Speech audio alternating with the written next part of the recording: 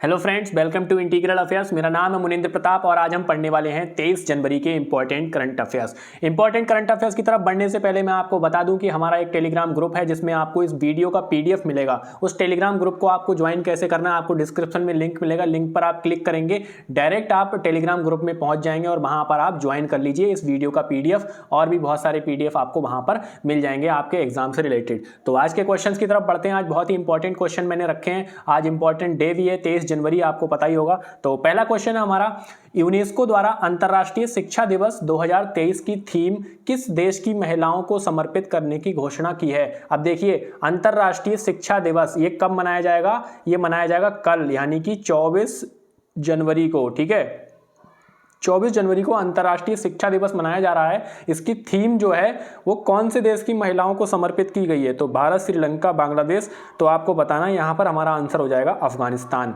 अफगानिस्तान की महिलाओं को 2023 की जो थीम है अंतर्राष्ट्रीय शिक्षा दिवस की, तो अफगानिस्तान में आपको पता ही है काफ़ी हाल खराब है महिलाओं के, पुरुषों के भी हैं, लेकिन महिलाओं के कुछ ज़्यादा ही खराब है अफगानिस्तान में। तो यहाँ पर आपको जो है ये जो थीम है यूनेस्को द्वारा मनाया जा रहा है, उसकी थीम को अभी थीम डिसाइड नहीं करी गई है। ठीक है, अभी थीम डिसाइड नहीं करी गई है, तो इसीलिए यहाँ की जो अंतर्राष्ट्रीय शिक्षा दिवस की 2023 की थीम है वो अफगानिस्तान की महिलाओं और वहां की बच्चियों को समर्पित की गई है। उसके बाद हमारा अगला क्वेश्चन है, हाल ही में किसके द्वारा स्वदेशी मोबाइल ऑपरेटिंग सिस्टम भार ओएस विकसित किया गया है? देखिए, अब ये भार ओएस क्या है? इसमें भारत, ठीक है, ये भारत है और ओएस का मतलब ऑपरेटिंग सिस्टम। जैसे कलर ओएस होता है ना, कलर ओएस जो ओप्पो रियलमी के फ़ोन में होता है, वन प्लस में होता है कलर ओएस, तो ऐसे ही जैसे फन टच ओएस होता है जो आईकू वगैरह के फ़ोन्स में आता है, ऐसे ही होता है भार ओएस, जो अभी नया नया बनाया गया है, भारत में बनाया गया है, एकदम स्वदेशी है, इंडियन है। तो यहाँ पर आपको बताना है कौन से IIT ने बनाया है। ठीक है, तो बहुत ही इंपॉर्टेंट क्वेश्चन है, हमारे लिए गर्व करने की बात है कि हमारे इंडिया का ऑपरेटिंग सिस्टम है जो कि बनाया है IIT मद्रास ने। ठीक है, जैसे कलर ओएस होता है, आप फ़ोन में जो भी चीज़ें चलाते हैं वो OS कहलाता है, ऑपरेटिंग सिस्टम। ऐसे ही भार OS बनाया है इंडिया का।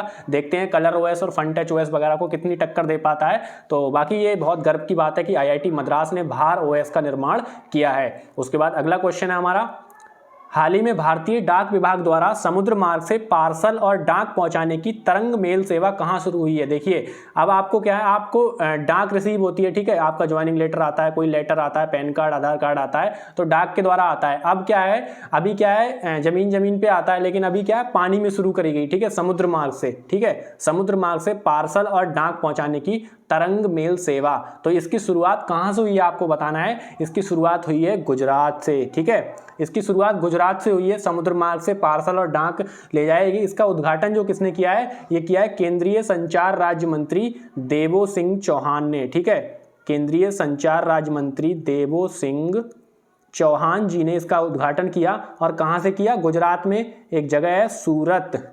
ठीक है, आपको पता ही होगा, सूरत में, यहाँ से सूरत का जो हाजरा बंदरगाह है वहां से इसकी शुरुआत करी गई है। उसके बाद अगला क्वेश्चन है हमारा, हाल ही में नेताजी सुभाष चंद्र बोस की 126वीं जयंती मनाई गई, इन्हें नेताजी की उपाधि किसने दी? बहुत इंपॉर्टेंट क्वेश्चन है कि नेताजी सुभाष चंद्र बोस, इनको नेताजी सबसे पहले किसने कहा था? जैसे किसी किसी को गाँव देहात में नाम पड़ जाते हैं कि प्रमुख साहब और नेताजी और ये सब पड़ जाते हैं, तो ऐसे ही क्या होता है, नेताजी इनकी उपाधि किसने दी थी? अब देखिए, यहाँ पर 126वीं जयंती कब मनाएगी? आज ही मनाई जा रही है। ठीक है, 23 जनवरी को। और इन्हीं की जयंती के उपलक्ष्य में हम मनाते हैं पराक्रम दिवस। ठीक है, पराक्रम दिवस मनाते हैं और इनकी ही जयंती को लिए यहाँ पर 126वीं जयंती पराक्रम दिवस मनाते हैं 23 जनवरी को। इन्हें नेताजी सबसे पहले किसने कहा था? ये कहा था, आपको लग रहा होगा किसी भारत के लोग ने कहा तो होगा, नहीं, इन्हें कहा था हिटलर ने। जब ये जर्मनी हिटलर से मिलने गए थे तो सबसे पहले हिटलर इन्हें देख के नेताजी कह के पुकारा था, तभी से इनका नाम जो है नेताजी सुभाष चंद्र बोस पड़ गया था। उसके बाद अगला क्वेश्चन है हमारा, हाल ही में भारतीय नौसेना में 5वीं कलवारी स्टार की किस पनडुब्बी को शामिल किया गया है? देखिए, स्कॉर्पियन श्रेणी की पनडुब्बी है, 6 पनडुब्बियों का निर्माण होना है।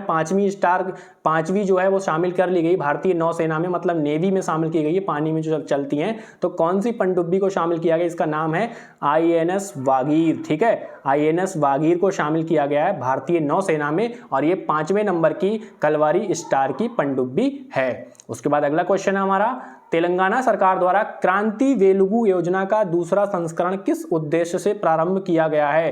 क्रांति वेलुगु, ठीक है, बहुत सारी योजनाएं चलती रहती हैं, बहुत सारे राज्यों में, केंद्र में भी चलती हैं, उनको याद रखना है आपको, और बहुत सारे डेज होते हैं उनको याद रखना है। बहुत बार मैं आपसे कह चुका हूं, राज्य, उनके मुख्यमंत्री, उनके गवर्नर और उनकी राजधानी, ये सब आपको याद रखनी चाहिए। तो तेलंगाना सरकार द्वारा शुरू करा गया है, तो ये किसके लिए? क्रांति वेलुगु का मतलब है यहाँ पर निःशुल्क आंखों की जांच के लिए, ठीक है, आंखों की जांच कराई जाएगी। ये राज्य सरकार की योजना है, आपको निःशुल्क आंखों की जांच वहां पर आप करा सकते हैं। क्रांति वेलुगु इस योजना का नाम है, और ये दूसरा संस्करण है, मतलब एक बार इसको मतलब पहले शुरू करी जा चुकी है, अब ये दोबारा से शुरू की जा रही है। उसके बाद अगला क्वेश्चन है हमारा, देश की सबसे गहराई 108.9 फीट में स्थित भूमिगत मेट्रो स्टेशन कहां स्थापित किया जा रहा है?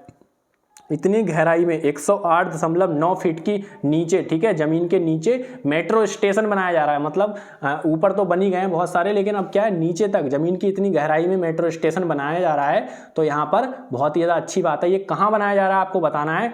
देखिए, मुंबई, बेंगलुरु, पुणे और गुजरात आपको बताना है। तो इनमें से जो पुणे है, ठीक है, पुणे में बनाया जा रहा है 108.9 फीट नीचे जमीन के मेट्रो स्टेशन बनाया जा रहा है। देश का सबसे गहरा, ठीक है, सबसे ज़्यादा गहराई में बनाया जा रहा है।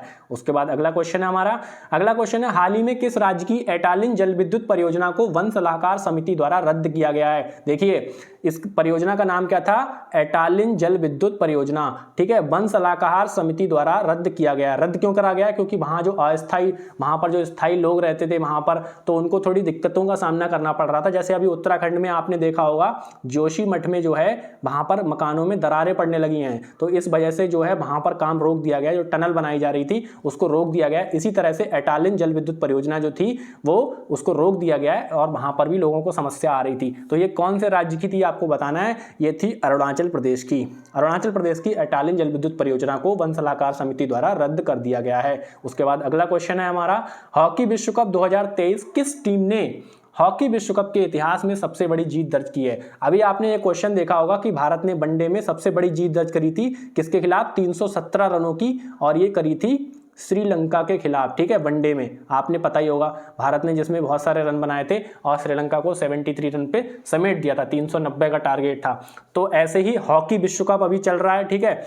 बहुत ही ज़्यादा दुख की बात यह है कि भारत को न्यूजीलैंड ने हरा दिया है कल, और भारत जो है हॉकी विश्व कप 2023 से बाहर हो गया है। न्यूजीलैंड, ठीक है, न्यूजीलैंड ने ही भारत को वनडे वर्ल्ड कप में 2019 में हराया था, तब भारत वहां से बाहर हो गया था। अब हॉकी विश्व कप में भी न्यूजीलैंड ने भारत को हरा दिया और भारत बाहर हो चुका है। अभी आपको बताना है कि सबसे बड़ी जीत दर्ज किसने करी? ये करी है नीदरलैंड ने। आपको पता होगा नीदरलैंड की जो टीम है ना, वो हॉकी में बहुत ही ज्यादा अच्छी प्लेयर है। वहां के नीदरलैंड की टीम बहुत अच्छी है। इन्होंने 14-0 से, मतलब नीदरलैंड ने 14 गोल करे, और चिली ने, ठीक है, जो चिली जो देश है उसने क्या एक भी गोल नहीं कर पाए, वो इतने बड़े अंतर से इनको हरा दिया। हॉकी विश्व कप की सबसे बड़ी जीत हो गई। उसके बाद अगला क्वेश्चन है और लास्ट क्वेश्चन है, हाल ही में आर विष्णु प्रसाद को किस श्रेणी में वर्ष 2022 का इंडियन अचीवर्स अवार्ड प्रदान किया गया है? आर विष्णु प्रसाद, नाम याद कर लीजिए। उसके बाद इंडियन अचीवर्स अवार्ड, ये जो अवार्ड है वो खेल, विज्ञान और नवाचार के क्षेत्र, तीनों के क्षेत्र में दिया जाता है। तो आर विष्णु प्रसाद को कौन से क्षेत्र में दिया गया? ये वर्ष 2022 का इसीलिए है क्योंकि 2022 में जो पूरे साल में जो भी उपलब्धियां हासिल करी होती हैं उसका जो है एंड में, साल के एंड में दिया जाता है। तो अभी हाल ही में दिया गया है इनको, 3-4 दिन पहले, तो ये दिया गया है इन्हें विज्ञान के क्षेत्र में, ठीक है। विज्ञान के क्षेत्र में आर विष्णु प्रसाद को इंडियन अचीवर्स अवार्ड प्रदान किया गया है। तो यही थे क्वेश्चन, मैंने बहुत अच्छे से आपको समझाने का ट्राई किया है, और आप याद कर लीजिए इनको। पीडीएफ में आपको टेलीग्राम ग्रुप में डलवा दूंगा, उसमें आप देख सकते हैं। और बाकी क्वेश्चंस अगर आपको पसंद आते हैं तो प्लीज वीडियो को लाइक कीजिए, चैनल को सब्सक्राइब करके हमारे साथ जुड़ जाइए, क्योंकि इसी तरह से हम डेली करंट अफेयर्स आपके लिए कराते रहते हैं। Thank you.